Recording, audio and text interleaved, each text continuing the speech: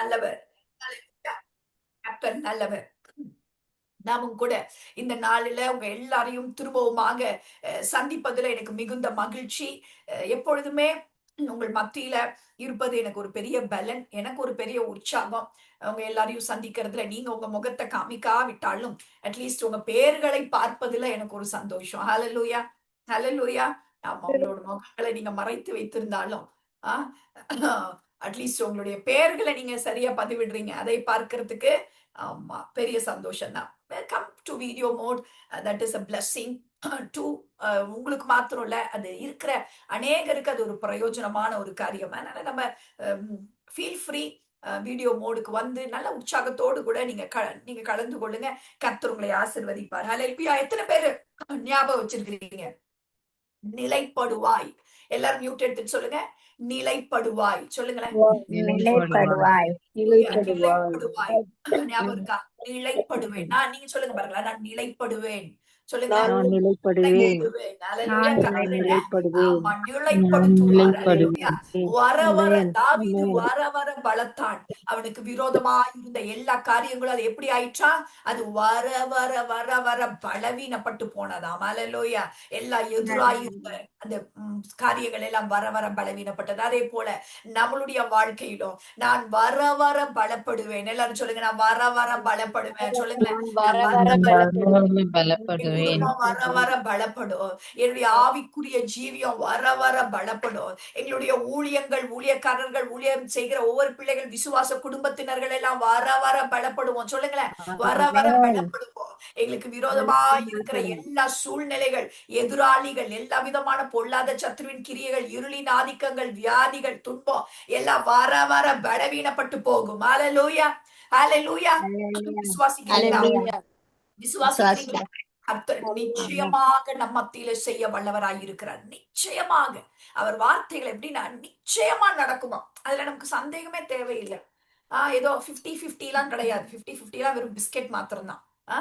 வாழ்க்கையில ஆண்டவர் மாத்திரம் சொன்னாருன்னா சொன்னதுதான். ஹalleluya. ஆமா, கர்த்தர் சொன்னதுதான். அவருடைய வார்த்தைக்கு எந்த மாற்று கருத்தும் கிடையாது. கர்த்தர் ஒரு காரியத்தை நமக்கு சொன்னா அதை நுழைப்படுத்த அவர் வல்லவராய் இருக்கிறார். பாருங்க, இந்த நாட்கள்ல அதனூடாக நம்ம அப்படியே கடந்து போயிட்டு இருக்கிறோம். அதுல நம்ம பார்த்தோம் அநேக காரியங்களை விட்டு வெளியே வா என்று சொல்லி நம்ம நிறைய செய்திகளை நம்ம தியானிச்சோம். கர்த்தர் நிச்சயமாக நம்மோடு கூட பேசிக்கொண்டே இருக்கிறார். என்னோட வாழ்க்கையில அதை நான் அனுபவித்துக் கொண்டே இருக்கிறேன். இந்த செய்தி, இந்த சத்தியங்கள், இந்த காரியங்களை நான் தியானிக்க என்னுடைய வாழ்க்கையில பயங்கரமான விடுதலைகளை, பலவிதமான காரியங்கள்ல மாற்றங்களை நான் பார்த்து கொண்டே இருக்கிறேன். ஹalleluya. அதெல்லாம் சாட்சிகளா சொல்லிட்டே இருக்கணும்னா டைம் பத்தாது. அதனால வார்த்தைக்கு நம்ம அதிக நேரத்தை நம்ம கொடுக்கணும். அதனால எப்போதுமே make sure to give time. நம்ம பாருங்க, நிறைய டைம் நல்ல இந்த நாட்கள்ல நீங்க தியானிக்கணும்னு உங்களை நான் உற்சாகப்படுத்துறேன். உங்க எல்லாருக்குமே இந்த நாட்கள் அதிகமா வசனத்தை வாசிங்க. இது சம்பந்தமான காரியங்களை, இதற்கு ஏற்ற காரியங்களை நீங்க அதிகமா டைம் கொடுங்க. அதிகமா வார்த்தைகளை, உங்க சூழ்நிலைகள் எல்லாம் மாறி போயிடும். உங்க வாழ்க்கையில எல்லாம் மாறுகிறத நீங்க பார்ப்பீங்க. அதிகமா தியானிங்க. வசனத்தை உங்க தனிப்பட்ட ஜெப நேரத்துல அதிகமா ஆண்டவரோட கூட செலவிடுங்க. தனிப்பட்ட விதமாய் நன்றி செலுத்துங்க. வார்த்தைகளை நல்லா தியானிங்க. நல்லா நீங்க வரும்பொழுதெல்லாம் வசனத்தை நல்லா தியானிங்க. கர்த்தருடைய வார்த்தை உங்களுக்குள்ளாக போகும் பொழுது அநேக காரியங்கள்ல பெரிய மாற்றங்கள் வரும். அருமையா அந்த சகோதரி ஒரு சாட்சி சொன்னாங்க இல்லையா? வேற யாருக்குமே இல்லாத ஸ்லாக்கியங்களை கர்த்தர் நமக்கு கொடுக்கிறார். மற்றவர்களை எதிர்த்து நிற்க முடியாது. ஆனா நமக்கு, ஆண்டவரோட பிள்ளைகளுக்கு எப்பொழுதுமே ஒரு வெற்றி தான். ஹalleluya. எல்லா விதமான காரியங்களிலும் கர்த்தர் நமக்காக யுத்தம் பண்ணுகிறவராக, கர்த்தர் நமக்காக யுத்தம் செய்கிறவராக இருக்கிறார். ஹalleluya. அதுல எந்த விதமான சந்தேகமும் இல்லை. எப்பேற்பட்ட மனிதர்களா இருந்தாலும் சரி, அவங்க என்ன செஞ்சாலும் சரி, ஆமா, கர்த்தர் நமக்கு நம் சார்பில் அவர் செயலாற்றுகிறவராய் இருக்கிறார். ஹalleluya. எத்தனை பேர் சந்தோஷமா இருக்கிறீங்க? நம்புறீங்களா? கர்த்தர் நமக்காக யுத்தம் செய்கிறவராயிருக்கிறார். இப்படி எல்லா பிரச்சனைகளும் ஒன்றுமில்லாமல் அது போகிறத, இழ்பொருளாகிறத, அது மண்மேடுகள் ஆகிறத, அதன் மேடுகளின் மேல நீங்க மிதித்து நடந்து போகிறத நம்ம பார்ப்போம். ஹalleluya. ஹalleluya. ஹalleluya. எஸ், ஆமென். இந்த நாட்களிலும் கூட நான் கடந்த வாரங்கள்ல நான் உங்களிடத்துல சொல்லி இருந்தது போல, பொருளாதாரத்தை குறித்து உங்களோடு கூட பகிர்ந்து கொள்ளும்படிக்கு தேவன் என் மனதுல, இருதயத்துல போட்ட காரியங்களை என்னுடைய வாழ்க்கைக்கும் உங்களுடைய வாழ்க்கைக்கும் பிரயோஜனமாக கர்த்தர் நம்ம மத்தியில பேசுவாராக. பொருளாதார செழிப்பு, பொருளாதார ஆசீர்வாதத்தை குறித்து நம்ம புரிந்து கொள்வது ரொம்ப அவசியம். ஏன்னா நான் பார்க்கிறேன் அநேகருடைய வாழ்க்கையில ஒரு கட்டப்பட்ட சூழ்நிலை, கடன் பாரங்கள், ஒரு ஒரு லெவல், ஒரு சில பண நெருக்கடிகள், ரொம்ப கஷ்டமான சூழ்நிலைகள், அதுல இருந்து வெளியில வர முடியாம நம்ம தவிக்கிற ஒரு சூழ்நிலைகள் எல்லாம் இருக்கிறத பார்க்கிறோம். இல்லைன்னா ஒரு பற்றாக்குறையோடு கூட வாழ்கிற ஒரு வாழ்க்கையை நம்ம பார்க்கிறோம். பாருங்க, எல்லாவற்றுக்கும் நம்ம புரிந்து கொள்ளணும், கர்த்தர் இல்லாம இதுல எல்லாம் ஒரு வெற்றியை பெற்றுக்கொள்ள முடியாது. நிறைய கிறிஸ்தவர்களுக்கு தவறான ஒரு புரிதல் என்னன்னா, பணத்தை பத்தி பேசவே கூடாது. பணம்னா ஒரு ஒரு பயம், ஒரு நெகட்டிவான ஒரு இது மாதிரி பார்க்கிறோம். ஆனா போய் ஆமா, அந்த பணம் இல்லாம போய் பிள்ளைங்களுக்கு ஃபீஸ் கட்ட முடியாம போய் கடன் வாங்கி கடன்ல மாட்டி சிக்கி தவிச்சிட்டு இருக்கிறோம். பாருங்க, இதை குறித்த சரியான புரிதல் நமக்கு இருக்குமானால் இந்த மாதிரியான மிஸ் அண்டர்ஸ்டாண்டிங்ஸ் எல்லாம் இல்லாம நம்ம வெளி வந்துருவோம். இது ஒரு ஒரு காரியம் இருக்கு. நிறைய நம்ம முன்னாடி இருந்த காலகட்டங்கள்ல பணத்தை குறித்து ஒரு தவறான ஒரு சில காரியங்களை நம்ம புரிந்து கொண்டதுனால நிறைய அதற்கு ஒரு தடைகள் இருக்கிறதையும் நம்ம பார்க்கிறோம். கிறிஸ்தவத்துல எப்பொழுதுமே ரெண்டு எக்ஸ்ட்ரீம்ஸ் தான். ஒண்ணு, பொருளாதாரத்தை குறிச்சு பேசவே மாட்டாங்க. பணம்னா பேய், பணம்னா வேலை, வேலை செஞ்சா அது ஒரு பிசாசு, பணம்னா ஒரு பிசாசு, இப்படி ஒரு ஒரு ராங் அண்டர்ஸ்டாண்டிங். நல்லா புரிந்து கொள்ளணும், பணம் தவறல்ல, வேலை தவறல்ல, பண காரியங்கள் குறித்த ஆசீர்வாதம் அதெல்லாம் தவறல்ல. இதெல்லாம் கர்த்தர் கொடுக்கிற ஆசீர்வாதம். ஆனா அந்த பணத்தின் மேல இருக்கிற பற்று, பணத்தின் மேல இருக்கிறதான ஒரு இச்சை, அதுதான் தவறு என்பதை சரியாக புரிந்து கொள்ள வேண்டும். கர்த்தர் மீது இல்லாமல் அந்த பணத்தின் மீது ஒரு ஒரு பெரிய ஒரு பற்று, அந்த பணம் இல்லைன்னா நான் ஒண்ணும் இல்லைன்னு இருக்கு பாருங்க, அதுதான் பாவமே தவிர மற்றபடி பொருளாதாரம் ரீதியான ஒரு காரியங்கள் அது தவறல்ல. இனி ஒரு எக்ஸ்ட்ரீம்ஸ் எப்படின்னா, நீங்க கண்ண முடிக்கோங்க, நான் ஜெபிக்கிறேன், இப்ப உங்களுக்கு எல்லா பிரச்சனைகளும் மாறிடும். உங்க பாக்கெட்ல கை விட்டு பாத்தீங்கன்னா உங்களுக்கு ரூபாய் நோட்டு வந்துடும். உங்க பர்ஸை திறந்து பாருங்க, உங்களுக்கு தேவையான எல்லாம் ஒரு லட்சமா நல்லா தேவையான காசு நல்லா கட்டா உங்களுக்கு வந்திருக்கும். தங்க துகள்கள் வரும், உங்க பேங்க் அக்கௌண்ட் ஓபன் பண்ணி பாருங்க. இப்படி எல்லாம் ஒரு காரியங்கள் இது. பாருங்க, இந்த போதனையை நம்ம போதிக்கிறது இல்ல, இந்த காரியம் அல்ல, இந்த ஷார்ட்கட்ஸ் இந்த மாதிரியான காரியங்களுக்குள்ளாக நாம் போகிறதல்ல. நல்லா புரிந்து கொள்ள வேண்டும். அப்ப நம்ம ஆண்டவர் வேதத்துல பொருளாதார செழிப்பை குறித்து எப்படியாக போதிக்கிறார், எப்படி அதை குறிச்செல்லாம் ஆண்டவர் நமக்கு சொல்லி தராரா, இதெல்லாம் நமக்கு உரியதா என்று சொல்லி நாம் கற்றுக்கொள்ளும் பொழுது ஒரு பெரிய விடுதலை உண்டாகிவிடும். நிறைய கிறிஸ்தவர்களுக்கு எல்லாத்துலயுமே ஷார்ட்கட். இப்ப நான் ஜோம் பண்ணி கண்ணை மூடி அப்படியே இங்க இருக்குதுப்பா ஒரு கட்டு, அங்க இருக்குது உங்களுக்கு ஒரு இது, இங்க இருக்கு, எப்படிலாம் வருது. இதெல்லாம் பாருங்க, இதெல்லாம் விட்டுட்டு நல்ல வேதத்துல நல்லா துளைத்து வேதத்தை தியானிப்பது அவசியம். அல்லேலூயா. கர்த்தர் எப்படியாக நம்மை நடத்துகிறார் என்பதை நாம் புரிந்து கொள்வது அவசியமாக இருக்கிறது. சரி, ஃபார் எக்ஸாம்பிள் பாருங்க, நம்ம என்ன நினைச்சுக்கிறோம்னா, சிலர் ரொம்ப பெரிய பரிசுத்தவான்கள், அவங்களுக்கு எல்லாமே நடைமுறை வாழ்க்கையில எதுவுமே தெரியாது. அவங்களுக்கு உடனே சொப்பனம் வந்துடும், ஒரு ஒரு ஒரே ஒரு விஷன் வந்துடும், ஒரு இது வந்துடும், எல்லாமே டூ ஸ்பிரிச்சுவல். எனக்கு ஆண்டவர் இப்படி பேசினார், அந்த மாதிரி இப்படி. பாருங்க, ஆண்டவர் எங்கூடயும் தான் பேசுறார், எல்லாம் உங்களோடையும் தான் பேசுறாரு, எல்லாரோடையும் பேசுறாரு. நான் சொல்றது வேற எக்ஸ்ட்ரீமிஸ்ட், எல்லாத்தையுமே ரொம்ப ஒரு வித்தியாசமா ஒரு மாதிரி குழப்பமா அணுகுகிற மனிதர்கள். இந்த மாதிரி இருக்கிறவர்களை குறித்து நாம் ஜாக்கிரதையாக இருக்க வேண்டும். ஆண்டவர் பேசுகிறார், ஆண்டவர் விஷன்ஸை கொடுக்கிறார், கண்டிப்பா அதை நம்ம எல்லாரும் விசுவாசிக்கிறோம், நம்புகிறோம். ஆனாலும் நன்றாக நாம் புரிந்து கொள்ள வேண்டும். இந்த நாட்கள்ல ஜாக்கிரதையா நம்ம இருக்கணும். ரொம்ப எப்படி, லைஃப் இஸ் ஸ்பிரிச்சுவல். ஆனா ஆண்டவர் இந்த பிசிக்கலா நம்ம இந்த இடத்துல, இந்த உலகத்துல நம்மை வைத்திருக்கிறார் என்பதை புரிந்து கொள்ள, என்பதை ஏற்றுக்கொள்ள மறுக்க கூடாது. இந்த உலகத்துல நம்ம வச்சிருக்கிறார். இந்த உலகத்துல நமக்கு என்ன இருக்கு, இப்ப திருமணம்னு எடுத்துக்கோங்க. திருமணத்துல வெறும் அது வெறும் ஆவிக்குரியது மாத்திரம் தானா? இல்லையே. அது அது எப்படி இருக்கு, அதை மாத்திரம் பார்த்தோம்னா பாருங்க, நம்ம என்ன பண்றோம், வெறும் ஸ்பிரிச்சுவலா. ஒரு ஊழியர் இருந்தாராம், அவருக்கு 3 பிள்ளைங்களாம். எனக்கு ஆண்டவர் இதை காண்பிக்கிறார் அப்படின்ட்டு போயிடுவாராம். ஒரு 3 மாசத்துக்கு போயிடுவாராம், வீட்டு பக்கமே வரமாட்டார். அவ்வளவுதான், எனக்கு இதை காண்பிக்கிறார், இதை செய்ய சொல்றேன்னு 3 மாசம் போயிட்டு வீட்டுல மனைவி பிள்ளைங்க எப்படி இருக்காங்க, என்ன பண்றாங்க, ஏதென்று ஒன்றையுமே கற்றுக்கொள்ளாம போயிடுவாராம். இது என்னது? This is not spiritual. நன்றாக புரிந்து கொள்ள வேண்டும். அப்ப பாருங்க, நமக்கு இந்த உலகத்துல இது ஒரு ஞானமற்ற செயல், இது ஒரு ஞானம் இல்லாத காரியம். இந்த உலகத்துல பிசிக்கலான ஒரு பாடியில நம்ம இருக்கிறோம், நமக்கு ஒரு இமோஷனலா சில காரியங்கள் இருக்கு, நல்ல உணர்ச்சிகள் இருக்கு, நமக்கு நல்ல ஒரு மென்டல் ஹெல்த் வேணும், நமக்கு நல்ல, இது எல்லாமே முக்கியமா இருக்கு. இப்ப ஒரு திருமணத்துக்கு மாப்பிள்ளை பார்க்கணும், பொண்ணு பார்க்கணும்னா என்ன பார்க்கணும் நம்ம? ஆமா, முதலாவது தேவனை அவன் தேடுறானா, அவன் வசதியா இருக்கானா, இதா இருக்கானா, எல்லாம் அது பார்க்கறதுக்கு முன்னாடி கர்த்தருடைய பிள்ளையா இருக்கானா, கர்த்தருக்குள்ள இருக்கிறானா. ஆனா அவன் கர்த்தருக்குள்ள இருக்கிறான்னு மாத்திரம் இல்ல, அதுக்கு அடுத்து அந்த வயது ஒத்து போகுதா, அவங்களுடைய குடும்பம், நம்மளுடைய குடும்பம், ஜாதிய பார்க்காதீங்க. ஒரு பின்னணி நல்லா ஒரு 2 பேருக்கும் ஒரு 2 குடும்பங்களும் வேற வேற ஏதோ ஒரு இதுல இருந்தா நமக்கு போக முடியாம இருக்கலாம். கலாச்சார பின்னணி டிஃபரன்ஸ் இருக்கும் பொழுது அதெல்லாம் நமக்கு கஷ்டமா இருக்கு. அப்ப ஒரு ஓகே, தமிழ் லாங்குவேஜே தெரியாம கல்யாணம் பண்ண முடியுமா? அப்ப இந்த மாதிரி இதெல்லாம் தவறல்ல. நல்லா புரிஞ்சுக்கணும். ஜாதி பிசாஸ், ஜாதியை நம்ம பார்க்க கூடாது. அப்ப சில காரியங்களை நம்ம பார்க்கிறோம். ஒரு தமிழ் ஸ்பீக்கிங் தான், வேற எந்த லாங்குவேஜ்ல போய் அவங்க ஆமா பேசிக்க முடியும். அப்ப அவங்களுக்கு வேணும். அப்ப சில காரியங்களை நம்ம பார்க்கிறோம். இதெல்லாம் நமக்கு ரொம்ப நல்ல பையனா இருக்கானா, வேலைக்கு போறானா, குடும்பத்தை வைத்து அவனால் நடத்துவதற்கு அவனால முடியுமா, இந்த பொண்ணுக்கு நல்ல மெச்சூர்டா இருக்கா, இதெல்லாம் நாம் பார்ப்பது தவறல்ல. நாம் நன்றாக புரிந்து கொள்ள வேண்டும். கர்த்தர் நமக்கு அப்படிப்பட்ட ஞானத்தை கொடுத்திருக்கிறார். இந்த இதெல்லாம் இல்லாம இருக்கக்கூடாது. சம் ஆர் டூ எக்ஸ்ட்ரீம், ரொம்ப எனக்கு அப்படிதான். நான் தேடவே மாட்டாங்க, மாப்பிளையும் பொண்ணையும் தேடவே மாட்டாங்க. அவங்க கதவை தட்டிட்டு வரும்னு எதிர்பார்த்து உட்கார்ந்துட்டே இருப்பாங்க. இன்ன வரைக்கும் சிலர் உட்கார்ந்து கொண்டே இருக்கிறார்கள்.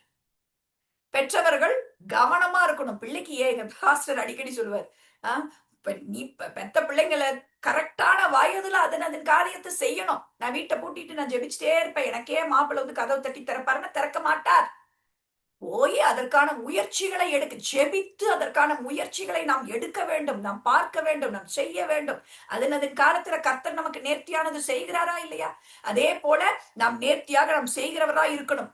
Life is spiritual. ஆனா இந்த பிசிக்கலான இந்த பாடியில நம்மளை கர்த்தர் வைத்திருக்கிறார். இதை விட்டு டிட்டாச்சா நம்ம இருக்கும்படிக்கு, இதை விட்டு அப்படியே ஒண்ணுமே இல்லாம வானத்துல மிதந்துகிட்டே பறந்துகிட்டே இருக்கிற மாதிரி நம்மை வைக்கவில்லை என்பதை நாம் புரிந்து கொள்வது அவசியம் என்று சொல்லி நம்ம பார்க்கிறோம். சரி, இப்ப பாருங்க, இதை குறித்து இந்த மெட்டீரியல் பிளஸிங், இந்த பொருளாதார ஆசீர்வாதத்தை குறித்து போதிப்பது ரொம்ப அவசியமா இருக்கு. ஏன்னா இது நமக்கு தான் ரொம்ப அவசியம். புறஜாதி மக்களுக்கு அவங்க வந்து வேற மாதிரி, அவங்களுக்கு பணங்கிறது ரொம்ப அவங்களுடைய பாயிண்ட் ஆஃப் வியூல வேற மாதிரி இருக்கு. அவங்க நல்லா இருக்கிறாங்க. மற்ற சமயத்துல நம்ம அது சிலது தவறாவும் இருக்கும். ஆனா நம்ம சரியா, நமக்கு என்னன்னா சிலது தவறா இருக்கிறதுனால நம்ம ஒட்டுமொத்தமா அது தவறுன்னு நினைக்கிறதுனால நம்ம ஆசீர்வாதம் பெற்றுக்கொள்வது இல்லை. நம்ம அநேகர் வந்து ரொம்ப கஷ்டப்படுறவங்களையும் ரொம்ப வேதனையும் நெருக்கடியில கடன் பாரத்துல சிக்கி தவிக்கிறத நம்ம பார்க்கிறோம். அப்ப healthy attitude towards material blessing, இது வந்து ரொம்ப ஒரு பாரம் எனக்கு இருந்த ஒரு காரியமா இருக்கு. இதை சரியா நம்ம புரிய வைக்கணும். இந்த உலகத்தை குறித்து என்னுடைய நான் ஏற்கனவே சொல்வது போல எனக்கு வந்து கிறிஸ்துவை ஏற்றுக்கொண்டு வந்தவர்களுக்குள்ள இருக்கிற சில கன்ஃபியூஷன்ஸ், சில விதமான போராட்டங்கள், அவங்களுக்கு இந்த வாழ்க்கையில் நிறைய சந்தேகம், நிறைய குழப்பம், நிறைய, ஏன்னா அந்த மாதிரி ஒவ்வொருத்தரும் ஒவ்வொன்று சொல்லிடுறதுனால அவங்களுக்கு எல்லாத்தையும் எடுத்துக்கிட்டு வண்டையில வச்சுட்டு நிறைய கன்ஃபியூஷன்ஸ் நம்ம நிறைய நமக்கு வருது இல்லையா? நமக்கு நம்மளுடைய கண்டம்னேஷன், நான் தகுதி இல்லைன்னு நினைக்கிற அந்த தன்மைகள், நான் பொருளாதாரத்தை குறிச்சதான காரியங்கள், நான் கர்த்தருடைய காரியங்கள்ல எப்படி, இது நிறைய கன்ஃபியூஷன்ஸ் இருக்கிறதுனால எனக்கு ஆரம்பத்துல இருந்தே இந்த பேர்டனை கர்த்தர் கொடுத்தனால இந்த காரியங்களை எல்லாம் தியானித்து உங்களோட மத்தியில பகிர்ந்து கொள்ள வேண்டும் என்று சொல்லி நான் விரும்பினேன். கர்த்தர் அதை நிச்சயமாக ஆசீர்வதிப்பார். இங்க வந்திருக்கிற ஒவ்வொருவரையும் கர்த்தர் இந்த நாட்கள்ல ஆசீர்வதிப்பார். கிரேஸ் ஆண்டி, கிரேசி அக்கா, ஷாலினி, ஷர்மிளா, ஷாலினி, எஸ்தர், சிந்தியா, யாருன்னு தெரியல, விஜயராணி, வசந்தி, ரெபேக்கா, ஆனிஷ், கவிதா, ஜான் சேகர், அபி, ரோஸ்லின், மஞ்சு, பாலின், ரீட்டா, மற்ற இன்னொரு இதுல கனெக்ட் பண்ணிருக்கீங்க. ஒவ்வொருவரையும் கர்த்தர் ஆசீர்வதிப்பார். அல்லேலூயா. இந்த கட்டுல இருந்து, இந்த பிரச்சனைகள்ல இருந்து, இந்த இதுல இருந்து கர்த்தர் நம்மை விடுவிக்க போகிறார். இதை நீங்க தொடர்ச்சியா கேட்கணும். நான் ரொம்ப I want you to be there whenever I'm taking this message. இதை கண்டினியூ பண்ணுவோம். ஒரு 2-3 வாரத்துக்கு இதை நம்ம எடுப்போம். நான் ஏற்கனவே சொன்னது போல ஒரு டாக்டர்ன்ற செட் ஆஃப் ப்ரோக்ராம் நம்ம ஆர்கனைஸ் பண்ண போறோம். அதற்குரிய நபர்களை சில, அதாவது டாக்டர்ஸ் இல்ல, இந்த மாதிரி பினான்சியல் ரீதியான ஒரு சில அட்வைஸ் உங்களுக்கு, அடுத்தது சட்ட ரீதியான சில பேர் நிறைய பிரச்சனைகள்ல சிக்கிட்டு இருப்பீங்க இல்லையா, சட்ட ரீதியா உங்களுக்கு ஆலோசனை கொடுக்குற ஒரு நபர், சைக்கலாஜிக்கலா உங்களுக்கு நிறைய மன போராட்டங்கள் இருந்தா அத ரீதியா, இப்படிப்பட்ட சில பேர்களை நாங்க நினைச்சு வச்சிருக்கிறோம். ஒரு கிறிஸ்தவ ஆலோசகர்கள், அப்படி அவர்கள் உங்களுடைய வாழ்க்கையில நிறைய இன்வெஸ்ட்மெண்ட் கொடுப்பாங்க. ஹalleluya. அதனால அதுக்கு நீங்க ஏனோ தானோன்னு வந்தீங்கன்னா நாங்க ஆர்கனைஸ் பண்ண முடியாது. அதனால எல்லா குரூப்ஸும் சேர்ந்து ஒரு நம்ம ஆர்கனைஸ் பண்ணி ஒரு நாள் நம்ம நடத்துவோம். அதுக்காக ஜெபிச்சுட்டே இருங்க. நான் ஜெபிச்சுட்டே இருக்கிறேன் இன்றைக்கு. அப்ப இந்த மெட்டீரியல் ரீதியான குறித்த இந்த ஆசீர்வாதத்தை குறித்து ஒரு ஹெல்தியான ஒரு மனநிலை நமக்கு இருக்கும் பொழுதுதான் இதை நீங்கள் அனுபவிக்க முடியும். நல்லா புரிஞ்சுக்கோங்க. எதை குறித்து நீங்க தவறான புரிதல்ல இருந்தீங்கன்னா அதுல உங்களால ஆசீர்வாதத்தை பெற்றுக்கொள்ளவே முடியாது. அதை குறித்து சரியான பார்வை, கிறிஸ்டியன் அப்ரோச், கிறிஸ்தவ பார்வை நமக்கு இருக்கும் பொழுதுதான் அதுல நம்ம விடுதலையை பெற்றுக்கொள்ளும் பொழுதுதான் உங்கள் மனம் எப்படியோ அப்படித்தான் நீங்க இருப்பீங்க. நீங்க எந்த அளவுக்கு நீங்க அதை புரிந்து கொள்ளுகிறீங்களோ அந்த அளவுக்கு உங்களுக்கு என்ன பண்ணப்படும், அதுல நீங்க என்ஜாய் பண்ண முடியும்.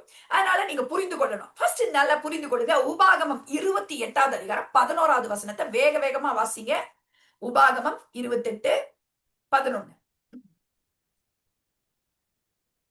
உனக்கு கொடுப்பேன் என்று கர்த்தர் உன் பிதாக்களுக்கு ஆணையிட்ட தேசத்தில் கர்த்தர் உன் கற்பத்தின் கனியிலும் உன் மிருக ஜீவன்களின் பலனிலும் உன் நிலத்தின் கனியிலும் உனக்கு பரிபூரண நன்மை உண்டாக கட்டளையிடுவார். ஆமென். ஹalleluya. இது யாரோட வார்த்தை? கர்த்தருடைய வார்த்தை. நல்லா பாருங்க. உனக்கு கொடுப்பேன் என்று கர்த்தர் பிதாக்களுக்கு ஆணையிட்ட தேசத்தில் கர்த்தர் உன் கர்ப்பத்தின் கனியிலும் உன்னுடைய மிருக ஜீவன்களுடைய பலனிலும் உன் நிலத்தின் கனியிலும் உனக்கு பரிபூரண நன்மை உண்டாக கட்டளையிடுவார். அப்ப நல்லா புரிந்து கொள்ளுங்க. இந்த பொருளாதார விதமான ஆசீர்வாதங்களை கர்த்தர் நமக்கு கொடுக்கிறார். அதை கொடுக்க விரும்புகிறார். அதை கொடுப்பேன் என்று சொல்லுகிறார் என்பதை முதலாவது நீங்க புரிந்து கொள்ள வேண்டும். உபாகமம் 8வது அதிகாரத்துல 18வது வசனத்திலையும் இப்படிதான் இருக்கு. உன் தேவனாகிய கர்த்தரை நினைப்பாயாக, அவரே உன் பிதாக்களுக்கு ஆணையிட்டு கொடுத்த தம்முடைய உடன்படிக்கையை உறுதிப்படுத்தும்படி இந்நாளிலே உனக்கு உண்டாயிருக்கிறது போல ஐஸ்வர்யத்தை சம்பாதிப்பதற்கான பலனை உனக்கு கொடுக்கிறவர். ஹalleluya. அந்த ஐஸ்வர்யத்தை சம்பாதிக்கிறதுக்கான பலனை யாரு கொடுக்கிறாரா? கர்த்தர் கொடுக்கிறாரா? நல்லா புரிஞ்சுக்கணும். ஐஸ்வர்யத்தை சம்பாதிக்கிறதுக்குரிய பலனை கர்த்தர் கொடுக்கிறவரா இருக்கிறார். அது எங்க இருந்தோ வரல, அது ஏதோ வரல. உங்களுடைய உள்ள நீங்க சாப்பிடுற எல்லாம் நல்லதுதான். உங்களுடைய முயற்சினால வந்துருதுன்னு நினைச்சுக்க கூடாது. நம்மளால மாத்திரம் அல்ல, இல்லைன்னா எங்க இருந்து யாரோ கெட்ட ஈவில் ஸ்பிரிட் கொடுக்குதுன்னு நினைச்சுக்க கூடாது. கர்த்தர் கொடுக்கிறவரா இருக்கிறார். அவனுக்கு ஆசை நீங்க சம்பாதிக்கணும்னு, நம்ம நல்லா இருக்கணும்னு சொல்லி விரும்புகிற ஒரே ஒருத்தர்னா அது கர்த்தர் தான். ஹalleluya, ஹalleluya. அவருக்கு எந்த விதமான மாற்று கருத்தும் கிடையாது. ஐஸ்வர்யத்தை சம்பாதிப்பதற்குரிய பலனை கர்த்தர் நமக்கு கொடுக்கிறவராய் இருக்கிறாரா, ஆசீர்வதிக்கிறவராய் இருக்கிறாரா. நிலத்தின் கனியில, கர்ப்பத்தின் கனியில நம்ம மாடுகள் அந்த விருத்தி, நம்மளுக்கு இருக்கிற மெட்டீரியல் ரீதியான பிளஸ்ஸிங்க கொடுக்கிறது யாரா? கர்த்தராய் இருக்கிறார். நீதிமொழிகள் 10:22 வாசிங்க பார்க்கலாம். நீதிமொழிகள் 10:22 வேக வேகமா. 10:22. கர்த்தரின் ஆசீர்வாதமே ஐஸ்வர்யத்தை தரும், அதனோட அவர் வேதனையை கூட்டார். ஆமென். கர்த்தருடைய ஆசீர்வாதமே ஐஸ்வர்யத்தை தரும் என்று சொல்லி பார்க்கிறோம். அதனோட அவர் வேதனையை கூட்டார். நமக்கு ஆசீர்வாதத்தை தருகிறது யார் என்று சொன்னால், அது எது என்று சொன்னால் கர்த்தருடைய ஆசீர்வாதம். ஹalleluya. எல்லாரும் சொல்லுங்க, என் தலை மேல கர்த்தருடைய ஆசீர்வாதம் இருக்கு. சொல்லுங்களேன், என் தலை மேல கர்த்தருடைய ஆசீர்வாதம். நிறைய பேர் நீங்க நினைச்சிட்டு இருக்கலாம், எனக்கு விரோதமா சூனியம் செஞ்சுட்டாங்க, மந்திரம் பண்ணிட்டாங்க, அப்படி உங்க தலை மேல இருக்கிறது சாபம் இல்ல, அந்த சூனியம் எல்லாம் மந்திரம், ஆசீர்வாதம். ஹalleluya. இந்த ஆசீர்வாதம் எப்படிப்பட்ட சக்தி தெரியுமா? உங்களுக்கு வச்சிருக்கலாம், அதை வச்சா கூட அதை பைபாஸ் பண்ணி உங்களை மேல கொண்டு போறதுதான் ஆசீர்வாதம். ஹalleluya, ஹalleluya. அதெல்லாம் வாய்க்காதே போக பண்ணுகிற, அது பெருசா இது பெருசா நினைச்சிட்டு இருக்கீங்களா? அது ஒண்ணும் பண்ண முடியாது. எப்படி ஒரு புவியீர்ப்பு விசை இருக்குன்னா கூட அந்த ஏரோப்ளேன் எப்படி அதையெல்லாம் தாண்டி, அது புவியீர்ப்பு விசைன்னா தெரியுது இல்ல, நான் இப்ப மேல போட்டா கீழே வந்து விழும், இழுக்கிற தன்மை உடையது. இது கீழே தான் வரும். ஆனா இதை தாண்டி ஏரோப்ளேன் எப்படி பறக்குது? அது ஏரோப்ளேன் வந்து இந்த புவியீர்ப்பு விசையை தாண்டி அதை போற்றுக்கொண்டு அதை என்ன பண்ணுது, கிழித்து கொண்டு மேலே செல்லுகிறது. அப்படிப்பட்ட சக்தி தான் ஆசீர்வாதம். ஹalleluya, ஹalleluya. Hallelujah. உங்களுக்குள்ள வந்த சாபம், இந்த பாவத்தின் மூலியமாக வந்த என்ன விதமான காரியம் அது உங்களை பின்னுக்கு இழுத்தாலும் இந்த ஆசீர்வாதம் உங்களை மேல கொண்டு வருகிறதான ஒரு காரியம். ஹalleluya. அது Hallelujah. யோசேப்பை அப்படித்தான், அவனை குழிக்குள்ள போட்டாலும் அது அப்படியே மேல கொண்டு வந்துருச்சு. அவனை ஜெயிலுக்குள்ள அடைக்கிறாங்க, ஆனா அவனை மேல கொண்டு வருது. அவனை போட்டு சித்திர என்ன வேணாலும் பண்ண, அவனை மேல வர முடியாதபடிக்கு பல காரியங்கள் சூழ்ந்திருந்த போதிலும் அவனை மேல கொண்டு வந்தது கர்த்தருடைய ஆசீர்வாதம். ஹalleluya, Hallelujah. ஹalleluya. ஈசாக்கை அப்படித்தான் ஆசீர்வதித்தது இந்த ஆசீர்வாதம். ஹalleluya. ஆண்டவருடைய ஆசீர்வாதமே ஐஸ்வர்யத்தை தரும். பஞ்ச காலத்துல விதைச்சாலும் 100 மடங்கான ஆசீர்வாதத்தை கர்த்தர் அவனுடைய வாழ்க்கையில Amen. கட்டளையிட்டார். Amen. ஏசேக்கு வருது, வாக்குவாதம் பண்றாங்க, போ, அவனுக்கு ஒண்ணும் இருக்க கூடாதுன்னு பொறாமையினால அவனை இது பண்றாங்க. ஆனா அந்த ஏசேக்கு போனாலும் சித்துனா போனாலும் ரெகபோத்தை கொடுக்கிறது அந்த ஆசீர்வாதம். ஹalleluya, ஹalleluya. Amen. Hallelujah. கர்த்தருடைய ஆசீர்வாதம், கர்த்தருடைய ஆசீர்வாதமே என்ன பண்ணுமா, ஐஸ்வர்யத்தை தருமா. ஐஸ்வர்யத்தை அதுக்காக போராட்டம் பிரச்சனை வந்தாலும் அதை தாண்டி எப்படி ஏரோப்ளேன் பறக்குதோ அப்படி போலதான் கர்த்தருடைய ஆசீர்வாதம். அது நம் தலை மீது இருக்குது. 1000 தலைமுறைகளுக்கு என்ன பண்ணுவாராம் கர்த்தர், இரக்கத்தை காட்டுவேன்னு வாக்குத்தத்தம் பண்ணி இருக்கிறார். அந்த இப்படிங்க அப்படிங்க பரம்பரை சாபங்க இதுங்க அதுங்க ஒண்ணும் இல்ல, அதை தாண்டினதுதான் கர்த்தருடைய ஆசீர்வாதம். அதை காட்டிலும் பெரியதுதான். இது தெரியாம இருக்கும் பொழுது நீங்க ஒருவேளை கஷ்டப்பட்டு இருக்கலாம். இது தெரியாம, இது புரியாம, இதை குறித்து யோசிக்காம நீங்க இருந்த பொழுது ஒருவேளை வேதனைப்பட்டிருக்கலாம். அதனால நான் அப்படிலாம் கஷ்டப்பட்டிருக்கலாம். ஆனால் இது புரிந்ததுக்கு பின்பாக நீங்க அப்படி கஷ்டப்பட வேண்டியது அவசியம் இல்லை. ஏனென்றால் மரத்திலே தூக்கப்பட்ட எவனும் சபிக்கப்பட்டவன் என்று எழுதியிருக்கிறபடி கிறிஸ்து நமக்காக சாபமானார். ஹalleluya, ஹalleluya. அவர் சாபமானதுனால, அவர் சுமந்து தீர்த்ததுனால நாம் சுமக்க தேவை இல்லை என்பதுதான் சுவிசேஷம். ஹalleluya, என்பதுதான் சத்தியம். அந்த சத்தியத்தை அறிய அறிய அறிய விடுதலை பெற்றுக் கொள்ள வேண்டும். ஹalleluya. அப்ப பாருங்க, இந்த இந்த காரியங்கள், கர்த்தர் என்ன ஆசீர்வதிக்கிறார், கர்த்தர் நான் செழிப்பா வாழ விரும்புகிறார், கர்த்தர் நான் நல்லா இருக்கிற விரும்புகிறார் என்பதை நீங்க புரிந்தாதான் ஆசீர்வதிக்கப்பட முடியும். அதை விட்டுட்டு நீங்க தவறான ஐயோ அப்படின்னு நினைச்சீங்கன்னா ஆசீர்வதிக்கப்பட முடியாது. நல்லா புரிஞ்சுக்கணும். அப்ப கர்த்தர் நம்மளை ஆசீர்வதிக்க ஒரு முரண்பாடான அந்த டீச்சிங்ஸ் அதை நம்ம புரிஞ்சுக்கணும். நமக்கு என்னன்னா, நிறைய நேரங்கள்ல ஏன் அப்படி ஆயிடுதுன்னா, நிறைய பேர் பணம் வந்த உடனே அவங்க குணம் மாறிடுது. அதனால என்ன நினைச்சிடுறாங்கன்னா, அதுக்கு பெட்டர் நம்ம அப்படியே பஞ்சத்திலே இருந்துடலாம் அப்படின்னு சொல்லிட்டு நினைச்சுக்கிறது. ஆனா பணம் வந்தா குணம் மாறக்கூடாது, மனசு மாறிடக்கூடாது. நம்ம எப்போதுமே அதே மாதிரியே இருக்க கற்றுக்கொள்ள வேண்டும். அதனால என்ன ஆயிடுதுன்னா, நிறைய பேருக்கு ஒரு ஒரு புத்தி கெட்டு போயிருது. அந்த மாதிரிலாம் இருக்காங்க, இல்லைன்னு சொல்லல. அதனால ஒரு பயம் கிறிஸ்தவர்களுக்கு. ஆனா பாருங்க, அப்படி நாம் இருக்க தேவையில்லை. நமக்கு இப்ப தேவைப்படுது இல்லையா, ஊழியம் செய்யணும், ஒரு காரியம். இப்ப நான் இந்த டாக்டர் இந்த மாதிரி அந்த ப்ரோக்ராம் பண்ணணும்னா எனக்கு பயங்கர ஆசை. அந்த ஒவ்வொரு வர ஊழியர்களுக்கு நம்ம ஒரு ஆஃபரிங் கொடுக்கணும், ஒரு நிறைய பேரை கூப்பிடணும், கூப்பிட்டு அவங்களுக்கு எல்லாம் ஒரு காணிக்கை கொடு. இது எங்க போறது, சும்மா அது நல்லா இருக்குமா, எனக்கு ஒரு ஆசை. உடனே நான் சம்பளம் உடனே எடுத்து வச்சேன், இவங்களுக்கு கொடுக்கணும், அவங்களுக்கு கொஞ்சம் கொடுக்கணும், பார்க்கலாம் ஆண்டவர் காரியங்களை வாய்க்க பண்ணுவார். இப்படி எல்லாவற்றுக்குமே நமக்கு தேவை. ஒண்ணும் பண்ண முடியாது. அவர்களுக்கு வேணும் இல்லையா, நல்ல ஒரு காரியம் வேணும். இப்ப இந்த சிஸ்டம் இல்லைன்னா, இந்த காரியம் இல்லைன்னா, எல்லாவற்றுக்கும் நமக்கு காரியங்கள் தேவை. அப்ப நல்ல விதங்கள்ல, நல்ல நோக்கங்களுக்காக, நல்ல காரியங்களுக்காக கர்த்தர் நம்மை ஆசீர்வதிக்கிறார். நாம நல்லா இருக்கணும், நம்ம பிள்ளைகள் நல்லா இருக்கணும், நம்ம நல்ல குடும்பமா நல்லா வாழணும். இதெல்லாம் கர்த்தருடைய விருப்பம். இதை நம்ம சரியா புரிந்து கொள்ள வேண்டும். பாருங்க, நல்லா புரிந்து கொள்ளுங்க. இந்த வேர்ல்டுல இது மைக்கேல் நோவாக் அப்படின்னு ஒரு எழுத்தாளர் இருந்தாராமா. இவர் 18வது நூற்றாண்டுக்கு முன்பாக இந்த உலகம் எப்படி இருந்தது, 18ஆம் நூற்றாண்டுக்கு பின்பாக அது எப்படி இருந்தது என்று சொல்லி இந்த எழுத்தாளர் அப்படி எழுதுகிறத நம்ம பார்க்கிறோம். அவர் சொல்றாராம், 18ஆம் நூற்றாண்டுக்கு முன்பாக எப்ப பாரு பஞ்சம். ரொம்ப நம்மளே கேட்டிருப்பீங்க, நீங்க எல்லாம் கொஞ்சம் யாராவது இருந்தீங்கன்னா அவங்களுக்கு எல்லாம் தெரிஞ்சிருக்கோங்க. அப்பா அம்மாவோ தாத்தா பாட்டிகளோ சொல்லியிருப்பாங்க, பயங்கர பஞ்சம் வந்திருக்குது, உணவு பஞ்சம் வந்திருக்குது, இப்படி ஒரு பற்றாக்குறை வந்திருக்குது. அப்புறம் சில வியாதிகள் வரும், அதுல கொத்து கொத்தா மக்கள் சாவாங்க, நிறைய பேர் அப்படி இப்படி எல்லாம் கேள்விப்பட்டிருக்கீங்களா? உங்க சொல்லி கேள்விப்பட்டிருப்பீங்க, ஒருவேளை பார்க்காம இருந்திருந்தீங்கனாலும் அப்படிலாம் கேள்விப்பட்டிருக்கிறீங்க இல்லையா? கேள்விப்பட்டிருக்கீங்களா இல்லையா? கேள்விப்பட்டிருக்கீங்க. ஆமா. அப்ப பாருங்க, நான்லாம் கேள்விப்பட்டிருக்கீங்க. தாத்தா பாட்டிகள்லாம் சொல்லி காலரான்னு வரும், மலேரியான்னு வரும், மக்கள் அப்படியே கொத்து கொத்தா செத்து போவாங்க. இப்படிலாம் நம்ம கேள்விப்பட்டு போலியோன்னு ஒண்ணு அப்படியே எல்லாம் ஊனமா இருப்பாங்க. இப்படிலாம் நிறைய நம்ம கேள்விப்பட்டிருக்கிறோம். அப்ப பாருங்க, இந்த 18வது நூற்றாண்டுக்கு முன்பாக இப்படிப்பட்டதான நிறைய காரியங்கள் இருந்ததை பார்க்கிறோம்.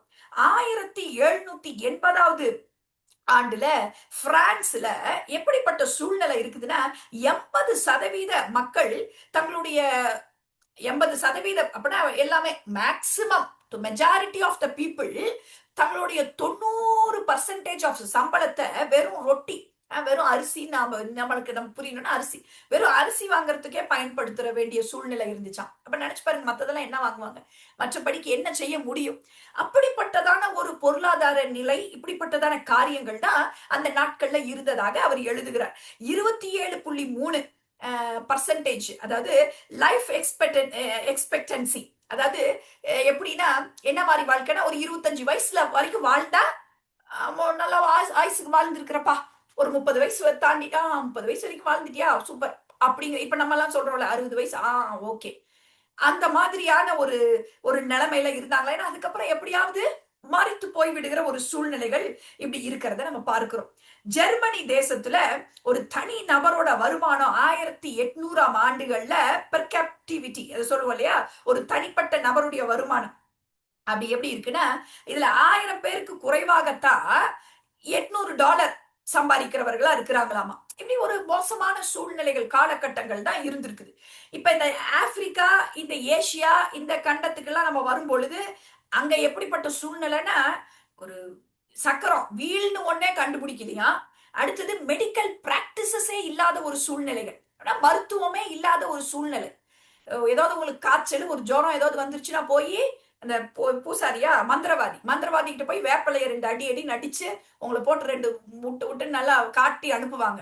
அவ்வளவுதான். அப்படிப்பட்டதான ஒரு சூடு வைப்பாங்க, பாத்திருக்கீங்களா? என்ன ஒரு கொடுமை பாருங்க. அப்படிப்பட்டதான காரியங்கள் தான் இருக்குது. அவங்களுக்கு புரியல, மருத்துவமே இல்லாத, மருத்துவ இதே இல்லாத படிக்கான ஒரு சூழ்நிலைகள் இருக்கு. சூடு வைக்கிறதும், வேப்பிலையில அடிக்கிறதும், இந்த விபூதியை தூக்கி தூவுறதும், இப்படிப்பட்டதான பிராக்டிசஸ் இந்த மாதிரிதான் இருந்திருக்கிறத நம்ம பார்க்கிறோம். அப்ப படிப்பறிவுங்கிறதே இல்ல, பிளம்பிங் சிஸ்டம்லாம் இல்ல, பிளம்பிங் பைப் கனெக்ஷன்ஸ் அதெல்லாம் இல்லாத ஒரு ஒரு சூழ்நிலைகள்ல நிறைய இடங்கள்ல இருந்திருக்குது. அப்ப எப்படின்னா, தண்ணீர் குடிக்கிறாங்க, ஆனா அந்த தண்ணீரினால வரக்கூடிய வியாதிகளை குறித்ததான ஒரு விழிப்புணர்வு இல்ல. இப்பொழுதும் சில பேருக்கு இல்ல. ஆச்சரியமா இருக்கு. தண்ணீர்ல நிறைய விதமான நோய்களுக்கு காரணமா இருக்குது. அப்ப தண்ணீரை நல்லா கொதிக்க வைத்து குடிக்கணும், தண்ணீரை நல்லா வடிகட்டி நல்லா கொதிக்க வைத்து குடிக்கணும், இல்லைன்னா நல்லா ஃபில்டர் பண்ணி குடிக்கணும். நிறைய உப்பு இருக்கிற தண்ணீரை நாம் குடிக்க கூடாது, கிட்னி அதை சுத்தம் செய்யாது. நிறைய உப்பு இருக்கும் பொழுது அது என்ன ஆயிடும், அதெல்லாம் போய் கிட்னில டெபாசிட் ஆயிடும். அப்ப அப்படிப்பட்டதான தண்ணீர்கள்ல நிறைய கிருமிகள் கலந்துருக்கும். அப்ப அப்படிப்பட்டதான தண்ணீர்களை நம்ம குடிக்க கூடாது. அதனாலதான் சுத்தமா இருக்கணும், சுகாதாரமா இருக்கணும். இதை குறித்தெல்லாம் ஒரு ஜனங்களுக்கு ஒரு விழிப்புணர்வு இல்லாத ஒரு காலகட்டமா இருக்குதான். அப்ப டெவலப்மெண்ட் குறித்து பேசக்கூடிய ஒரு நபர்களே இல்ல. இப்ப நம்ம பேசுறோம் இல்லையா, நம்ம இந்தியா டெவலப் ஆகணும், நல்ல இந்தியா வல்லரசு ஆகணும், இந்தியா தேசம் நல்லா ஆகணும், நமக்கு ஆசை இருக்கு இல்லையா.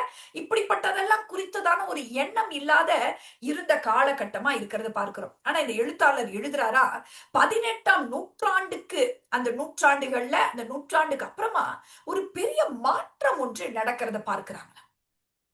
ஹல்லேலூயா. எல்லாம் இருக்கிறீங்களா, கவனிக்கிறீங்களா?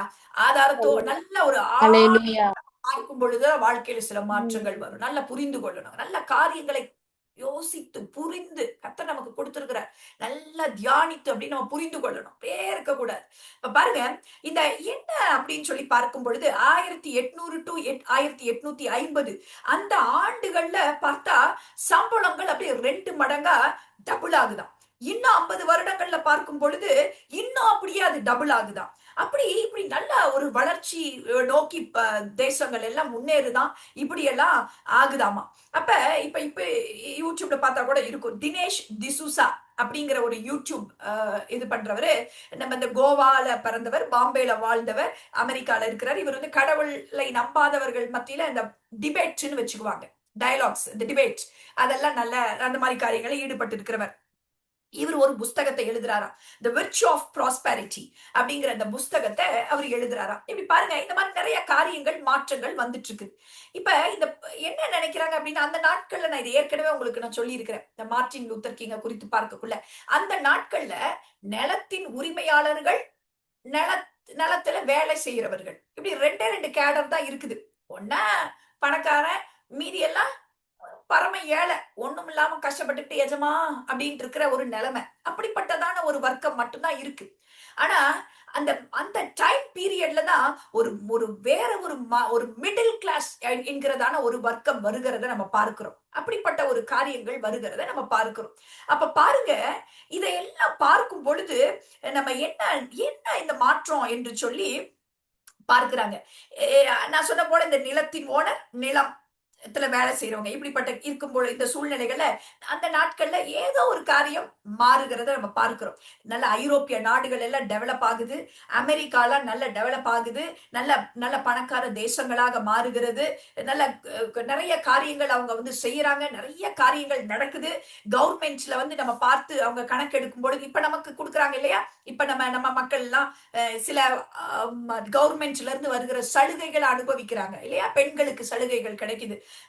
ஏன் அப்படின்னா கவர்மெண்ட் என்ன பண்ணுது, அவர்களும் வாழ்க்கையில நல்ல ஒரு தரத்தோட எல்லாரோடையும் நல்ல பார்க்கும் பொழுது நல்ல வீட்டுல குடியிருக்கணும், அவங்களுக்கு நல்ல மெடிக்கல் ரீதியா அவங்க சந்திக்கப்படணும், அவர்களுடைய தேவைகள்லாம் சந்திக்கப்படணும்னு சொல்லி கவர்மெண்ட் என்ன பண்றாங்களா, வருமானம் ரொம்ப குறைவா இருக்கிறவங்களுக்கு நிறைய காரியங்களை செய்யறாங்களாம்.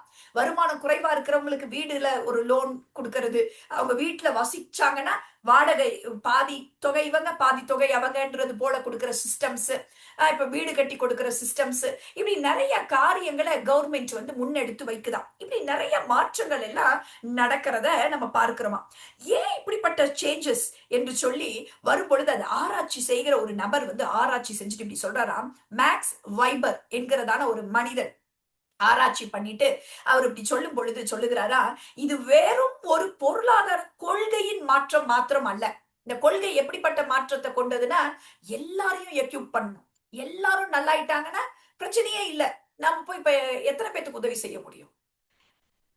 நம்ம எண்ணற்ற மக்கள் அப்படி கஷ்டப்படுறாங்க. அப்ப நம்ம என்ன மாத்தணும், அவர்களையும் எக்யூப் பண்ணிடணும். அதனாலதான் எஜுகேஷன் இல்லையா, நம்ம எஜுகேஷன் கொடுக்குறோம், அதை கொடுக்குறோம், இதை கொடுக்குறோம், அவனையும் ஒரு கை தொழில்களை கற்றுக் கொடுக்குறோம். அப்ப எல்லாருமே முன்னேறக்கூடிய ஒரு தன்மை உண்டாயிடுது. நம்ம போய் உதவி செய்ய வேண்டிய நிலையிலேயே இல்லாதபடிக்கு எல்லாருமா முன்னேறுகிற ஒரு காரியம் வந்து விடுகிறது. இப்படிப்பட்டதான ஒரு மாற்றம் நிறைந்த ஒரு காரியம் சமுதாயமாக மாறிக்கொண்டு வரும் பொழுது இத மேக்ஸ் வைபர் சொல்றாரா, இதன் பின்பாக வெறும் கொள்கை மாற்றம் இந்த கொள்கை மாற்றம் அல்ல, ஏதோ ஒரு மதத்தினுடைய போதனை இருக்கிறது என்பதை அவர் கண்டறிகிறவராய் இருக்கிறாராம். ஹல்லேலூயா. அப்பதான் இந்த புராட்டஸ்டன்ட் கிறிஸ்டியானிட்டி, அவர்களுடைய போதனைகள், கிறிஸ்தவ போதனைகள் அந்த இப்படிப்பட்ட இந்த தேசங்கள் எல்லாம் முன்னேறுவதற்கு காரணமாக இருந்தது என்று சொல்லி அவர் ஆராய்ச்சி செய்து அவர் கண்டுபிடித்து அவர் சொல்லுகிறவராய் இருக்கிறாராம். கிறிஸ்தவத்தை தழுவி கிறிஸ்தவ போதனைகள் நன்ற அந்த கால்வினிஸ்ட், பியூரிட்டன்ஸ், இப்படிப்பட்ட நபர்கள் எல்லாம் நீங்க படிங்க முடிந்தா. இப்படிப்பட்ட இவர்களுடைய இந்த டீச்சிங்ஸ், இவர்கள் இதெல்லாம் கேட்டு ஜனங்களிடத்துல ஒரு மாற்றம், ஜனங்களிடத்துல தானே ஒரு பெரிய ஒரு மாற்றங்கள் உருவாகிறது. அவங்க எல்லாம் என்ன பண்றாங்க, நல்லா மாறுறாங்க, நல்ல செழிப்படைகிறாங்க, நல்லா வாழ்றாங்க, நல்ல குடும்பங்களா கட்டப்படுறாங்க, நல்ல வாழ்க்கை அவங்களுக்கு வருது, நல்ல பிள்ளைகளை சரியா பராமரிக்கிறாங்க, பிள்ளைகளை சரியா பார்த்து கொள்றாங்க, கணவன் மனைவி ஆண் பெண்ணுங்கிற அந்த வித்தியாசங்கள் அதெல்லாம் இல்லாதபடிக்கு நல்ல ஒரு இதா ஆகுறாங்க, மதிக்கிறாங்க, ஒருத்தர் மதிக்கிறாங்க, நல்ல வேலைகளை செய்யறாங்க. இப்படி ஒரு பெரிய மாற்றம் உண்டாகிறது இந்த கிறிஸ்தவ மத போதனைகளால தான் என்று சொல்லி அவர் கண்டறிகிறார். ஹல்லேலூயா, ஹல்லேலூயா. That is about Christianity. ஹல்லேலூயா. ஆண்டவருடைய காரியங்கள் ஒரு மனிதனுடைய வாழ்க்கையில போக போக போக அந்த கலாச்சாரத்துல ஒரு மாற்றம், அந்த சூழ்நிலைகள்ல ஒரு மாற்றம். நம்ம தேசத்துல பாருங்க, நிறைய விதமான டெவலப்மெண்ட் இன்னைக்கும் சொல்லுவாங்க. நான் கிறிஸ்தவ ஸ்கூல்ல படிச்சேங்க, நான் அந்த கிறிஸ்டியன் ஸ்கூல்ல படிச்சேன், என்னுடைய சிறு வயதுக்கான ஆதாரம் இப்படிப்பட்டதா இருந்தது. அவங்க எல்லா விதத்திலையும் ஒரு பெரிய மாற்றத்தை அந்த நாட்கள்ல நம்ம சந்தித்தோம் என்று சொல்லி பார்க்கிறோம். ஹல்லேலூயா. இன்னைக்கும் அநேகரை கேட்டு பாருங்க, பெரிய பெரிய இருக்கிற ஒவ்வொரு பொசிஷன்ல இருக்கிறவங்களுக்கு ஒரு ஆதாரமா, ஒரு ஃபவுண்டேஷனா அவங்களுக்கு அந்த காரியங்கள் இருந்திருக்கும். ஹல்லேலூயா, ஹல்லேலூயா. கவனிக்கிறீங்களா? நம்மளுடைய வாழ்க்கையில இப்படிப்பட்டதான இந்த காரியங்களை கர்த்தர் தருகிறவராய் இருக்கிற ஒரு சமுதாயத்துல ஒரு பெரிய மாற்றத்தை அந்த நாட்கள்ல இந்த மாதிரியான இந்த காலகட்டங்கள்ல நடந்தது என்று சொல்லி பார்க்கிறோம். ஒருத்தர் வாசிங்க 1 தீமோத்தேயு 6:17 வாசிங்க. 1 தீமோத்தேயு 6வது அதிகாரம் 17வது வசனம். இவ்வுலகத்திலே ஐஸ்வர்யம் உள்ளவர்கள் உருமாப்பான சிந்தனை உள்ளவர்களாய் இராமல் நிலையற்ற ஐஸ்வர்யத்தின் மேல் நம்பிக்கை வையாமலும் ம். நாம் அனுபவிக்கிறதுக்கு சகலவித நன்மைகளும் நமக்கு சம்பூர்ணமாய் கொடுக்கிற ஜீவனுள்ள தேவன் மேல் நம்பிக்கை வைப்போம். ஆமென். பாருங்க, நல்லா கவனிக்கணும் இந்த வசனத்தை. இவ்வுலகத்திலே ஐஸ்வர்யம் பாருங்க, நல்லா புரிஞ்சுக்கணும். இதுலலாம் தான் நமக்கு கன்ஃபியூஷன். அந்த வசனத்தை பகுத்து நிதானித்து புரிந்து கொள்ளுகிற தன்மையை கர்த்தர் நமக்கு கொடுக்கணும். பணம், அந்த காரியம், அதை எப்படி பார்க்க வேண்டும், அதை எப்படி நாம் புரிந்து கொள்ள வேண்டும் என்று சொல்லி நம்ம நல்லா புரிஞ்சுக்கணும். இவ்வுலகத்திலே ஐஸ்வர்யம் உள்ளவர்களாய் இருக்கக்கூடாது என்று சொல்லவில்லை. ஐஸ்வர்யம் உள்ளவர்கள் எப்படி இருக்க வேண்டும் என்று சொல்லி வேதம் போதிக்கிறது. நல்லா புரிஞ்சுக்கணும். ஐஸ்வர்யம் உள்ளவர்களாய் இராதே அப்படி இருக்கா? இல்ல. ஐஸ்வர்யம் உள்ளவர்கள் இருமாப்பான சிந்தனை உள்ளவர்களாய் இராமல். அப்ப நம்ம கர்த்தர் ஆசீர்வதிக்கும் பொழுது, நம்ம இடத்துல பணம் இருக்கும் பொழுது, அந்த ஐஸ்வர்யம் இருக்கும் பொழுது இருமாப்பா இருக்காத, ரொம்ப ரிஜிடா நடந்துக்காத, ரொம்ப அப்படி பெருமையா இருக்காத, இருமாப்பா ரொம்ப கடின உள்ளமா இருக்காத, இருமாப்புள்ள சிந்தனையா இல்லாம அந்த பணத்தின் மீது உன் நம்பிக்கைய வைக்காம, அடுத்த லைனை வாசிங்க. நான் அனுபவிக்கிறதற்கு சகலவித நன்மைகளையும் நமக்கு சம்பூர்ணமாய் கொடுக்கிற. அப்ப இது எல்லாம் யாரு கொடுக்கிறா? ஜீவனுள்ள தேவன் நமக்கு கொடுக்கிறாரு. எதுக்கு கொடுக்கிறாரு? நாம் அனுபவிக்க, நாம் நன்றா இருக்க, நாம் வாழ, நாம் பிழைத்திருக்க. அப்ப நமக்கு இதையெல்லாம் அனுபவிக்கிறதுக்கு சகல விதமான நன்மையும் நமக்கு கொடுக்கிற கர்த்தர் மேல நம்ம நம்பிக்கை வைக்கணும். இதையெல்லாம் நமக்கு கர்த்தர் கொடுக்கிறார். ஒரு நல்ல வேலையை கொடுத்திருக்கிறாருன்னா அது கர்த்தர். நல்ல உங்களுக்கு வாகனங்கள இருக்கா, அது கொடுத்தது கர்த்தர். நல்ல குடும்பம் இருக்கா, அது நமக்கு கொடுத்தது கர்த்தர். நல்ல உடுத்திக்கொள்ள துணிமணி இருக்கா, அதை கொடுத்தது கர்த்தர். அப்ப நம்மை சுற்றி நன்மையா ஒரு 4 காரியம் பார்க்கிறோம்னா அதை கொடுத்தது கர்த்தர். இப்ப இதையெல்லாம் நாம் எதுக்கு கொடுத்திருக்கிறாரு? ஐயோ இதெல்லாம் கொடுத்திருக்கிறாரே பயந்துகிட்டே வாழையில, அதை அனுபவிக்கிறதுக்கு தான், நம்ம நல்லா வாழ்றதுக்கு தான் கர்த்தர் கொடுத்திருக்கிறாரு. நாம நல்லா இருக்கணும். நல்லா பிள்ளைங்களை உடுத்தி அழகு பார்க்கிறோம்ல, அந்த மாதிரி நம்மளையும் உடுத்தி அழகு பார்க்க நமக்கு கொடுக்கிறார். நல்லா இருக்க கர்த்தர் கொடுக்கிறார். அப்ப இதையெல்லாம் அனுபவிக்க கர்த்தர் கொடுக்கிறார். ஆனா நான் எப்படி இருந்துடக்கூடாது? இருமாப்பா இருக்கக்கூடாது, ஒரு மாதிரி மோசமா என்னுடைய ஆட்டிடியூட் இருக்கக்கூடாது. எனக்கு எல்லாத்தையும் கொடுத்த கர்த்தர் மேல என் நம்பிக்கையை வைக்கணும். ஹல்லேலூயா, ஹல்லேலூயா. நான் எப்படிப்பட்டவளா இருந்துடக்கூடாது? எல்லாத்தையும் எனக்கு கிடைச்சதெல்லாம் எனக்கு தான் அப்படின்னு சொல்லி எல்லாத்தையும் சுருட்டி அதை மூட்டை கட்டி அது மேல உட்கார்ந்து அப்படி இருக்கிறவங்களா இருக்க பாத்திருக்கீங்களா? ஏதோ ஒரு இதுல பணத்தை அப்படியே எரிச்சாங்களாம். ஏதோ ஒரு அரசியல் இதுல அவ்வளவு என்ன பண்றதுன்னு தெரியலையா, இல்ல செல்லாம போச்சா, ஏதோ ஒரு ரூல் வந்தப்ப அப்படியே எரிச்சாங்களாம். அவ்வளோத்த போட்டு எரிச்சாங்க. அப்படி பணத்தை போட்டு மூட்டை கட்டி உட்கார்றதுக்கு அல்ல. கர்த்தர் நீதிமான் இடத்துல ஐஸ்வர்யத்தை கொடுக்கிறது நாம் ஆசீர்வாதமான வாய்க்காலாய் இருக்கும்படிக்கு, நாம் நன்மை செய்யும்படிக்கு, நம்மளும் நல்லா இருந்து நம்மள சுற்றி இருக்கிற எல்லாரையும் எல்லாருக்கும் ஒரு ஆசீர்வாதமான வாய்க்காலாக தேவனுடைய நோக்கங்களை, உன்னத நோக்கங்களை நிறைவேற்றும்படிக்கு கர்த்தர் நமக்கு ஐஸ்வர்யத்தை கொடுக்கிறவராய் இருக்கிறார். ஹல்லேலூயா, ஹல்லேலூயா. கர்த்தர் நம்மை அப்படி நடத்துகிறவராய் இருக்கிறார். இன்னைக்கு பாருங்க, இன்னைக்கு எவ்வளவுதான் டைம். நம்ம திரும்ப அடுத்த வியாழக்கிழமை எல்லாரும் நீங்க வரணும். ஏன்னா இது நான் ரொம்ப டிலே பண்ண முடியாது. 2nd சாட்டர்டே 4th சாட்டர்டே மாத்திரம் தான் நான் வரேன். வியாழக்கிழமையில தொடர்ந்து இதே காரியத்தை நம்ம திரும்ப என்ன பண்ண போறோம்? நம்ம மெடிடேட் பண்ண போறோம். எப்படி இந்த காரியங்கள், இது நிறைய காரியங்களை நம்ம பார்த்து புரிந்து கொள்ள போகிறோம். ஏன்னா நல்ல திட்டமாக தெரியும் இந்த காரியத்துல கர்த்தர் ஒரு பெரிய விடுதலையை நமக்கு கொடுக்க போகிறார். ஹல்லேலூயா, ஹல்லேலூயா. இதை தியானித்து கொண்டே இருக்கும் பொழுது நான் வெள்ளூர் போயிருந்தேன். உங்களுக்கு எல்லாருக்கும் தெரியும், பைபிள் காலேஜ்ல இந்த தடவை டீச்சர்ஸ் எல்லாரும் கேதர் ஆக சொல்லியிருந்தாங்க. கான்வெகேஷனுக்கு அப்படி போகும்பொழுது போயிட்டேன். திரும்பி வரும்பொழுது இந்த ட்ரெயின்ல வரக்கூடிய ஒரு ட்ரெயின்ல புக் பண்ணி வந்துட்டு இருக்கும்போது அந்த ட்ரெயினை பார்க்கும் பொழுது பயங்கர அசுத்தம், பயங்கர அழுக்கு, ஃபுல்லா கால வைக்க முடியாத அளவுக்கு அழுக்கு. அவ்வளோ இதா இருக்கு. எனக்கு என்னடா இவ்வளோ அழுக்கா இருக்கே, இவ்வளோ தூரம் மோசமா இருக்கே, இந்த மாதிரி இவ்வளோ இதா இருக்கும் நான் நினைக்கவே இல்லையே அப்படின்னு சொல்லி அவ்வளோ அழுக்கு. ஒரு பொண்ணெல்லாம் பேக கூட கீழே வைக்கல, பேக கூட மடியிலே வச்சிருச்சு. அந்த அளவுக்கு அழுக்கா இருக்கு. எனக்கு இதை பார்க்கும் பொழுது ஐயோ இதுல எப்படி நாற்றம் தாங்க முடியல. எப்படி இருக்காங்கன்னா அப்படியே உட்கார்ந்துருக்காங்க. அப்படி நிறைய பேர் உட்கார்ந்துருக்காங்க. ஃபுல்லா சுத்தி முத்தி அப்படியே உட்கார்ந்துருக்காங்க. பார்த்தா உட்கார்ந்துட்டு அப்படியே பிள்ளைங்க அப்படியே கீழே ஊத்திட்டு அதெல்லாம் சாப்பாடெல்லாம் அப்படியே போட்டு அதுலயே அப்படியே அடிச்சுட்டு அதுலயே எடுத்து சாப்பிடுது. எனக்கு இதை பார்த்துட்டு பயங்கர என்ன இப்படி எல்லாம் இன்னமும் இருக்கிறாங்களா அப்படின்னு சொல்லி ஒரு புறம் நான் ஐயோ இது இவ்வளவு அழுக்கா இருக்கேன்னு நான் நினைக்கிறேன். மறுபுறம் அப்படியே ஒரு பாரம், ஒரு துக்கம் எனக்கு தெரிஞ்சிச்சு. ஆண்டவர் அப்படியே ஆவியானவர் இடைப்பட ஆரம்பிச்சார். உனக்கு இருக்கிறது ஒருவேளை இது அசிங்கமா இருக்கு, அழுக்கா இருக்குன்னு நீ நினைக்கலாம். ஆனா எனக்கு இந்த இந்த இந்த மாதிரி எல்லாம் இன்னும் மனிதர்கள் இருக்கிறாங்க, இன்னும் பொருளாதார ரீதியா கஷ்டப்படுறவங்க, இப்படி சுத்தமா அவங்களால வாழ முடியாதபடிக்கு தெரு ஓரங்களிலும் இப்படி கஷ்டப்படுற மக்கள் இப்படி எல்லாம் இருக்கிறாங்க.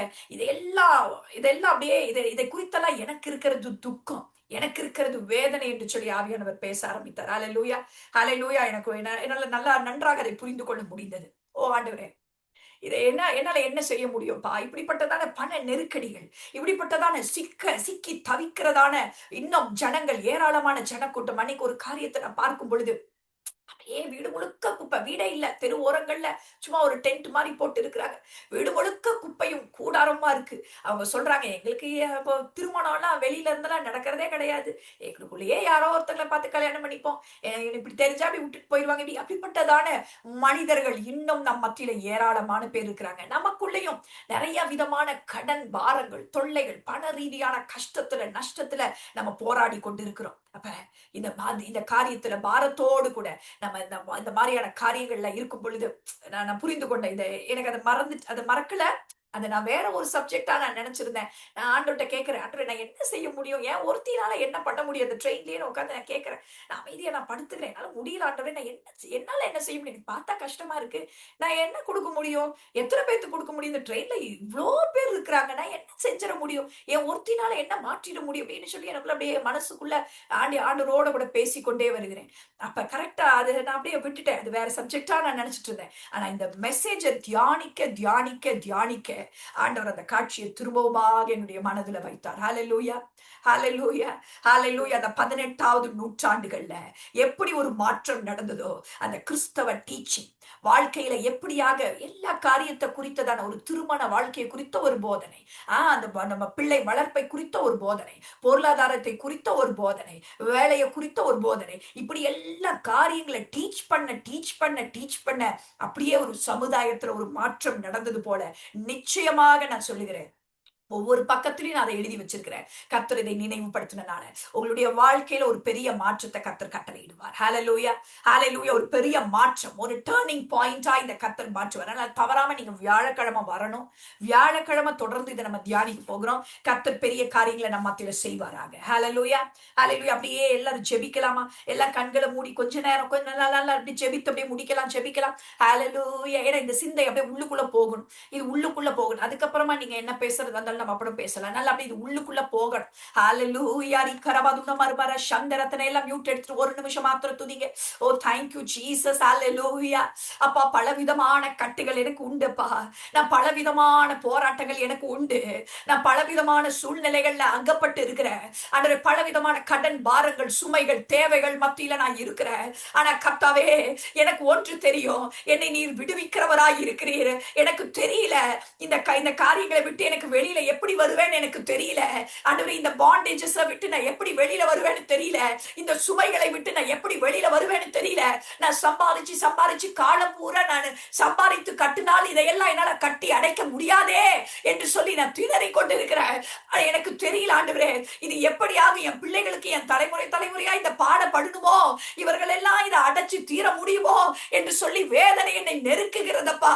எனக்கு தெரியல ஆண்டவரே, இதுல இருந்தெல்லாம் நான் விடுதலையாகி நான் ஒரு ஒரு நல்ல ஆசீர்வதிக்கப்பட்ட வாழ்க்கையை நான் வாழ்வனான்னு எனக்கு தெரியல, பொருளாதார ரீதியான ஆசீர்வதிக்கப்படுவனான்னு எனக்கு தெரியலன்னு நான் சிக்கி தவித்துட்டு இருந்தேன். ஆனா இன்றைக்கு நான் நம்புகிறேன். எல்லாரும் சொல்லுங்க பார்க்கலாம், மியூட் எடுத்துட்டு.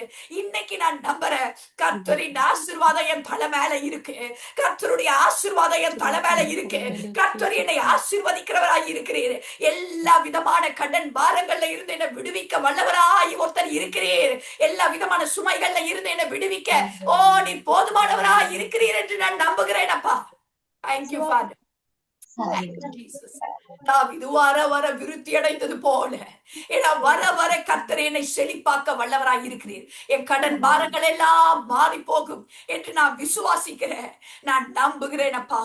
கர்த்தர் அப்பா அப்படியாக செய்து என் குடும்பத்தை நீ நடத்துவீர் என்று நான் நம்புகிறேன். தொடர்ந்து வர எனக்கு உதவி செய்யுங்க. தொடர்ந்து இந்த சத்தியத்தை கேட்க எனக்கு உதவி செய்யுங்க. என்னை பலப்படுத்துங்க. தவறாத படிக்க இந்த காரியங்களை நான் பெற்றுக்கொள்ள கர்த்தர் எனக்கு உதவி செய்யுங்கப்பா. ஆசீர்வதிப்படுத்துங்க. இயேசுவின் மூலம் ஜெபிக்கிறோம் எங்கள் நல்ல தகப்பனே. ஆமென், ஆமென், ஆமென். இப்ப ஷாலினி